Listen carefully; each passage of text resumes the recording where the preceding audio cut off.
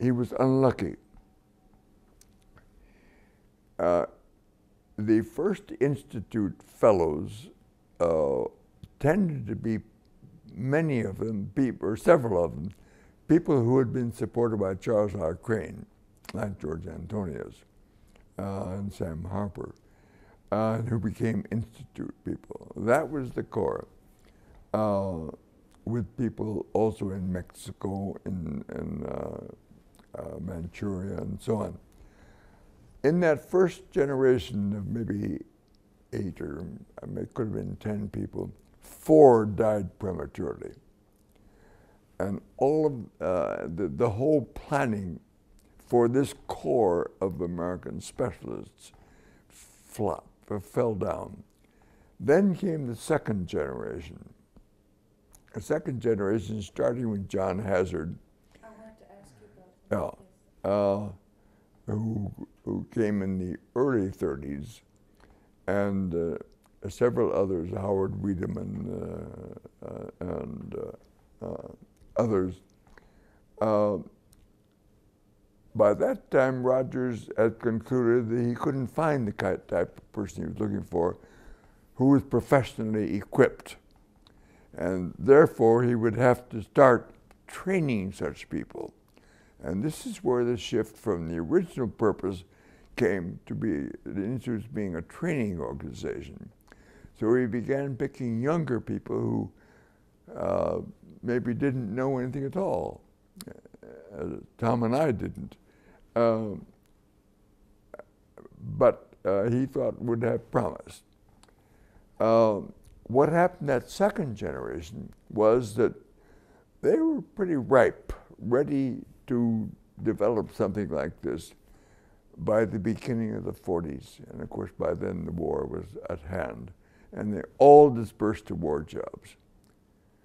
And I was the only one, I think, who came back afterwards.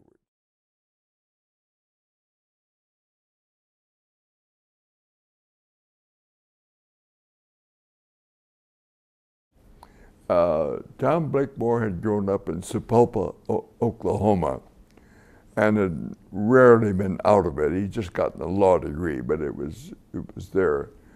I had been in the Middle West. I'd never touched salt water at all.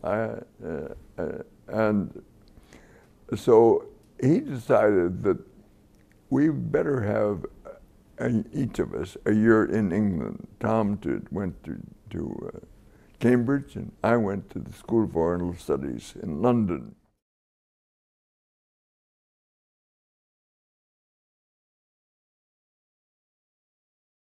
The Indian Civil Service was the premier administrative service that really governed India under the control of the Viceroy and so on.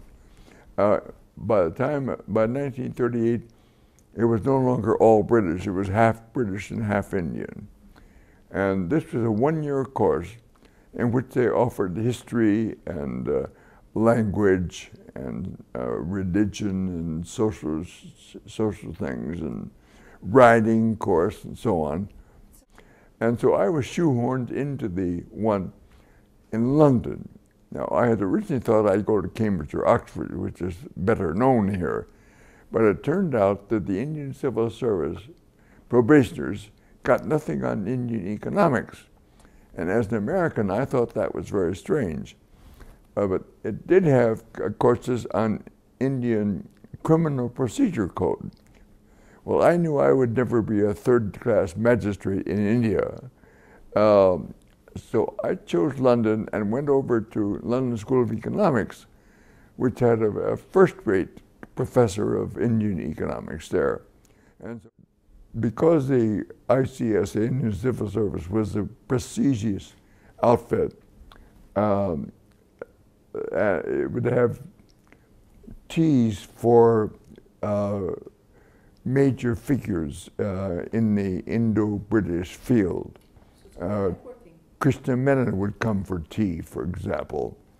And we had Muslims, we had Hindus, we had British officers. Stafford Cripps came for tea.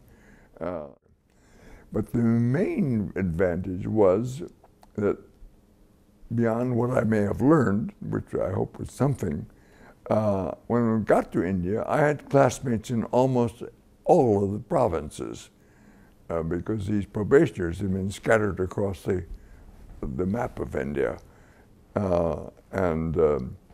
They had anticipated full careers there. The Indians, of course, knew that they were in the top-ranked, what people in India call the heaven-born caste, the very top one. But the Britishers, in 1938-39, every one of them, as far as I can recall, expected a full career in India. None of them foresaw, none of us foresaw, that within 10 years the British period would be over.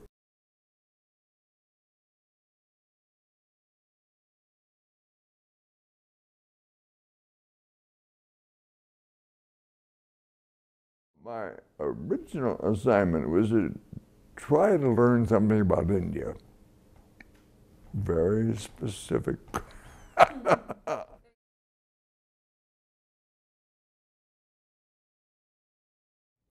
I was taken to the leader's tent, and without being told whom I was to see, was asked to come into a particular section.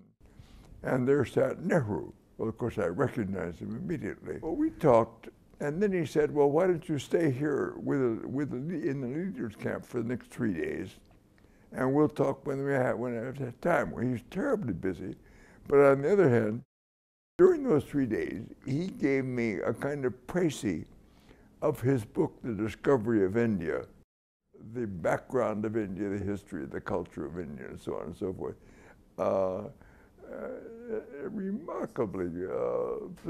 Remarkable opportunity that I would never had in a later time. And then just a little while later, the Congress Party had its national meeting. I don't know how many tens of thousands of people who came there in a village in Bihar. Hard to get to. Construction of everything, tents and all sorts of small buildings. And it was there that I met the rest of the Congress Party leadership, Gandhi and Bose. And I went to Lahore to the meeting of the Muslim League. The Congress meeting was the last Congress Party meeting before the war, 39. Britain was already in the war, and it had brought India in by fiat, and the Indian nationalists were very much opposed to that and demanding that the British at least offer them independence at the end of the war. The Muslim League was anti-Hindu, more anti-Congress Party, more than it was anti-British. And that was the meeting where the Pakistan resolution was formally adopted by the Muslim League. So I was able to get a sense of the dynamics of these major movements. Gandhi had an ashram in which his village program and other programs were generated and developed. He would have members of the Congress Party, when they fell ill or exhausted, come to the ashram for a time. He'd feed them up and give them some medication and send them on their way. It was a fascinating experience to be there with him.